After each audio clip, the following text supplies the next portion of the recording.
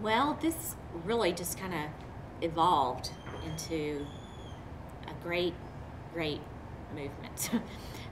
We're calling it Inspire. It started with the Rachel's Challenge speaker, and then after that, all the English teachers participated in having their kids draw hands and write about themselves on the hands. And so Maddie drew her hand. Of course, it looked different. Just had the 2 fingers and not 5, and we just started talking to her and featured her, and she has a story and she knows how to tell it and share it and really inspire other kids. I was diagnosed with ectodermal dysplasia. My mom knew I would be different before I was born, and she still decided to keep me. My mom also as well pushed me, because I didn't even want to do band. She pushed me to do band, and band has, helped bring me here as to who I am today. So if you couldn't tell, this hand belongs to Maddie Beitel and will someday inspire people. Whenever the people from Rachel's Challenge came to speak to us, I just thought it was great, amazing. What Rachel wanted and what she's achieving as of now is just, fantastic. I love it all. And it really inspired me. And whenever we had to make the hands, I was trying to make a joke out of it. If you couldn't tell, this hand belongs to me. I mean, I'm pretty sure I'm the only kid in school with 2 fingers, but just in case there's another one, I mean, if there is, you can come talk to me. We have a lot in common, a few things, 2 in particular.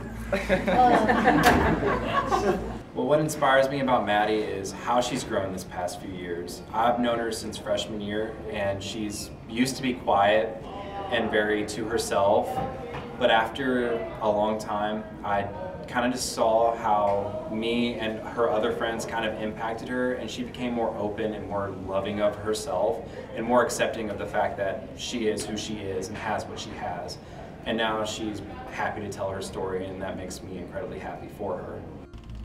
My whole goal out of this is for people to become more accepting of themselves and others.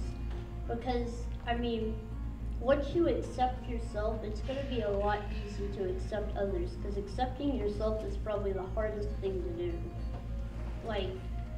It's difficult to accept yourself as a human being, because we all think we're just, outcasts, outsiders, when in a way, we're all the same. We're all people, we're all humans.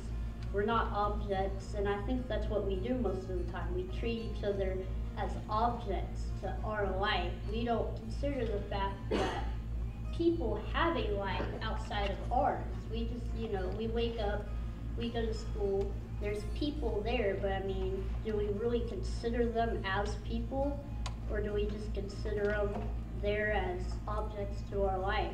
A lot of times we get so involved in our own personal life, and we're only focused on what we are doing for ourselves or what's going on in our lives, and we do tend to treat people as objects, and that's one of the biggest messages that Maddie gives in this Inspire event is people are people, and everyone has their own problems in their own life that they are dealing with, and we need to remember that. I need to remember that with my coworkers and try to always be kind and show grace with my coworkers, with my students, with my family, and I just think that's a great message that all of us can use.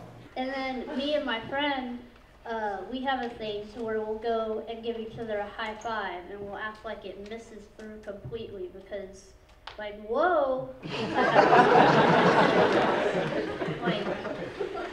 I don't know, but it's funny. It cracks us all up. Just learn to love yourself, because you only get one life, and just live that life as loving yourself and being accepting of yourself, because a lot of people will accept you once you accept yourself.